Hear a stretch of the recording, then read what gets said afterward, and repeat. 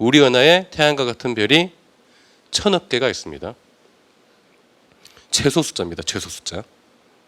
1000억이라고 하면은 우리나라는 이게 돈의 단위가 크다 보니까 1000억 원 하면은 얼마 안 될 것 같잖아요, 그죠? 뭐 비자금으로 1000억 원 정도는 다들 갖고 있잖아요. 1000억 원이라는 돈이 이제 흔히 듣는 돈이기 때문에 우리는 감을 잘 모르는데 1000억이라는 숫자를 1초에 하나씩 세봅니다. 그럼 시간이 얼마나 걸릴까요? 우리 은하에 1000억 개의 별이 있는데 오늘 잠이 안 오니까 별을 한번 이제 하나, 둘, 셋, 넷 세보자. 얼마만큼 세면은 1000억 개를 셀 수 있을까요? 1초에 하나씩. 3200년 걸립니다. 그러니까 우리 은하에 있는 별 다 세고 자리다가는 3200년 동안 세야 돼요. 그만큼 1000억이라는 숫자가 굉장히 큰 숫자예요. 그러니까 이만큼 많은 별이 우리 은하에만 있는 숫자입니다. 그런데 우주에는 이런 은하가 이런 1000억 개씩 별에 가진, 그러니까 1000억 개의 별을 가진 은하가 또 1000억 개가 있습니다. 우주 전체에 있는 별은 1000억 개 곱하기 1000억 개입니다. 그러니까 이게 1000억이 1하고 동그라미가 11개거든요. 그러면 1000억 곱하기 1000억은 1하고 동그라미가 22개입니다. 이 정도는 되어야 천문학적인 숫자라고 할 수 있습니다. 근데 지금 말씀드린 이 1000억 곱하기 1000억 개의 별의 수는 말 그대로 별만 센 거예요. 근데 우리 태양계에는 태양 주변에 행성들이 많이 돌고 있잖아요. 근데 그 행성들을 센 게 아니에요. 행성들은 몇 개가 있는지도 몰라요. 정확하게 추산하기도 힘들지만 별보다는 훨씬 많을 겁니다. 그죠? 이렇게 많은 세계가 있으니까 당연히 외계 생명체는 존재할 거다라고 생각할 수가 있습니다. 그리고 또 한 가지 외계 생명체가 있을 거다라고 믿는 이유는 우리는 이제 생명체라고 하면은 우리 이제 요 아주 한정된 조건에서만 겨우겨우 살 수 있는 사람 정도의 생명체만 생각하지만 굉장히 극단적인 환경에서도 생명체는 존재할 수 있습니다. 일단 지구에서는 우리가 과연 저런 데도 생명체가 있을까? 여러분들 지금 앉아있는 의자에도 여러 생명체가 살고 있어요. 저런 곳에도 과연 생명체가 살 수 있을까라고 하는데 가보면 대부분 다 생명체가 있어요. 그러니까 햇빛이 전혀 없는, 그러니까 우리는 햇빛이 생명체의 그 에너지원이라고 생각을 하는데 햇빛이 전혀 닿지 않은, 아직 평생 동안 햇빛을 한 번도 못 본 생명체도 있어요. 그리고 심지어는 지금 당장 우주선에 붙어서, 우주선 표면에 붙어서 우주선 로켓을 타고 우주로 나가서 거기서 다른 행성에 내리면은 거기서 번식을 할 가능성이 있는 생명체들도 있어요. 그러니까 외계로, 그러니까 다른 행성으로 탐사선을 보낼 때에는 그런 생명체가 묻어가지 않도록 굉장히 조심을 합니다. 그 정도로 생명체는 많습니다. 그러니까 미생물 정도 수준의 생명체는 우주에 굉장히 흔할 거다라고 생각을 합니다. 그리고 지구의 굉장히 극단적인 환경에서도 생명체가 있거든요. 그런데 화성 정도의 환경이면은 지구의 극단적인 환경보다는 좋은 환경이에요. 그러니까 화성에는 아마도 생명체가 있지 않을까, 혹은 최소한 과거에는 있었지 않았을까라고 생각을 하고 화성 탐사를 하는 거죠. 그러니까 생명체는 존재할 가능성이 충분히 큽니다. 자, 그런데 생명체가 존재를 해야 되는데 우리가 사실 관심이 있는 거는 그런 미생물 수준의 생명체가 아니잖아요, 그죠? 그러니까 어느 정도 지적 생명체를 얘기하는데 그런 지적 생명체가 어디에 존재할 거냐? 일단 태양계에는 없어요. 지구 밖에는.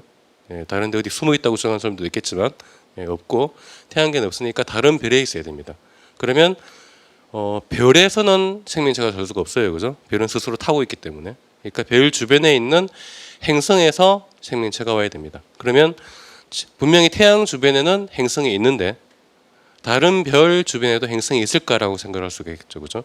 그러니까 있을 거라고 짐작은 하지만 실제로 있느냐는 또 다른 문제예요. 그러니까 과학이라는 것은 짐작으로 끝나면 안 되고 항상 증명을 해야 되기 때문에. 그런데 현재 별이 어떻게 만들어졌느냐 하는 이론으로 가장 정확한 이론은 가스가 뭉쳐서 만들어진 겁니다. 그러니까 먼지와 가스가 뭉쳐서 만들어지는데 뭉치면서 회전을 합니다. 그러니까 별 같은 게 회전을 왜 하느냐라는 이제 질문을 많이 하는데 회전이 더 자연스러운 겁니다. 회전하지 않고 정지하는 게 굉장히 부자연스러운 거고, 그러니까 조금만 움직임만 생기면은 회전을 합니다. 그러면서 수축을 하면은 회전 속도가 점점 빨라집니다. 그러면서 회전 속도가 빨라지기 때문에 가스가 원반을 납작한 형태의 원반을 만듭니다. 그래서 새로 만들어지는 별 주변을 보면은 가운데 별이 있고 주변에 평평한 먼지들이 원반을 만듭니다. 근데 그 원반에서 지구와 같은 행성들이 만들어져요. 그러니까 대부분의 행성 별들이 이런 과정으로 만들어졌기 때문에 태양 외의 다른 별에도 아마도 행성이 있을 거다라고 생각을 합니다. 그리고 실제로 그런 행성들을 지금 약 2,000개 정도 발견을 했어요. 다른 별을 돌고 있는 행성들을 실제로 발견한 게 확인된 게 2,000개 정도입니다. 그 중에서 지구와 굉장히 비슷한 행성이 있습니다. 이게 케플러 186f라는 행성인데 이 행성은 태양보다 좀 작은 별 주변을 돌고 있는, 그러니까 태양 같은 경우는 요 녹색 부분이 생명체가 살 수 있을 가능성이 있는, 그러니까 흔히 이제 골디락스 존이라고 한다든지 혹은 서식 가능 지역 이런 식으로 표현을 합니다. 그 영역에 이제 지구가 속해 있죠, 그죠? 그리고 케플러 186이라는 별의 행성 하나가 골디락스 존에 속해 있습니다. 이런 행성은 지구와 굉장히 비슷한 행성이죠. 근데 사실은 이 별 자체가 태양보다 굉장히 어두운 별이에요. 그래서 태양보다 어두우면은 온도가 낮을 테니까 그 골디락스 존은 쉽게 생각하면은 액체 상태의 물이 있는 곳이다라고 생각을 하면 돼요. 액체 상태의 물이 있는 곳이 별에 가깝게 있겠죠, 그죠? 네, 가깝게 있으면은 굉장히 빠르게 돕니다. 그래서 1년이 굉장히 짧아요. 여기는 100일 조금 넘는 정도가 1년이 됩니다. 이게 케플러 452 시스템에서 케플러 452b라는 행성이, 이 별은 태양과 거의 비슷한 별이에요. 태양과 거의 비슷한 별이고 그 별의 골디락스 존에 있기 때문에 지구와 태양 사이의 거리와 이 별과 그 행성 사이의 거리도 상당히 비슷합니다. 그래서 공전 주기도 거의 1년하고 비슷해요. 그러니까 여러모로 지구하고 상당히 비슷합니다. 단 그 지구보다 한 1.5배 정도 큽니다. 좀 더 큽니다. 그러니까 중력이 많이 세겠죠, 지구보다는. 그래서 아직 완벽하게 지구랑 거의 똑같은 행성은 아니에요. 그러니까 아마 이런 행성에는 우리가 아직 확인을 못했지만 아마도 어떤 형태로든지 생명체가 살 가능성이 굉장히 크다고 생각을 해요. 이런 외계 행성을 찾는 게, 지금 방금 찾아봤던 행성들은 케플러 우주망원경이라는 우주망원경이 발견한 행성이에요. 그런데 우리나라도 외계 행성을 찾는 데에서는 굉장히 앞서 나오고 있습니다. 아마 들어보실지 모르겠는데 KMTnet 망원경이라고 해서 한국천문연구원에서 외국에, 우리나라에 지은 게 아니고 칠레, 호주, 남아공 세 나라에 각각 망원경 한 대씩을 다 설치를 했어요. 여기가 보면은 지구를 뿡 둘러싸는 모양이죠, 그죠? 그래서 24시간 내내 한 지역을 바라보면서 외계 행성을 찾는 겁니다. 자, 그리고 이제 외계 생명체를 얘기할 때는 그 이제 영화 같은 데 보면은 굉장히 괴상한 생명체들 많잖아요. 그 자동차로 된 생명체도 있고 돌로 된 생명체도 있고 그런 다양한 생명체가 있는데, 보통 이제 과학자들이 생명체를 생각하면은 지구와 비슷한 환경을 생각을 해요. 왜 그러냐 하면은 그러니까 지구의 생명체를 이루는 그 재료가 주로 이제 물과 탄소 기반의 유기체입니다. 근데 흔히 생각하면은 뭐 꼭 그런 걸로 만들어졌겠냐, 다른 생명체들도 있겠지라고 생각할 수 있지만 물과 탄소가 우주에 굉장히 흔하고 생명체를 만들기 굉장히 좋은 조건을 가지고 있어요. 그러니까 탄소는 그 4개의 원소와 공유결합을 할 수가 있거든요. 네. 그리고 물은 우주에 굉장히 흔하고 굉장히 넓은 범위에서 액체 상태로 존재를 합니다. 그리고 그 극성을 가지고 있기 때문에 다른 원소와 그 작용을 굉장히 잘해요. 그러니까 아주 좋은 생명체를 만들기 좋은 조건을 가지고 있기 때문에 굳이 다른 재료를 쓸 필요가 없는 겁니다. 그러니까 생명체가 이루어지려면 일단 액체는 있어야 됩니다.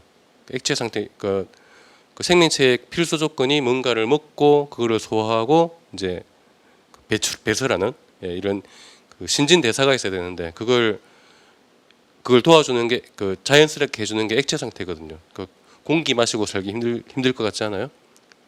몸 자체가 또 이제 완전히 완벽하게 고체로 되어 있다면은 움직이기도 힘들겠죠, 그죠? 그러니까 액체 상태가 있어야 되는데 그 액체 상태로 우주에 가장 생명체를 만들기 쉬운 게 물이라는 얘기입니다. 그리고 물은 지구에만 있으면 모르겠는데 우주 어디를 봐더라도 그러니까 물이 과연 액체 상태로 있느냐 없느냐의 차이일 뿐이지 물 자체는 굉장히 많아요.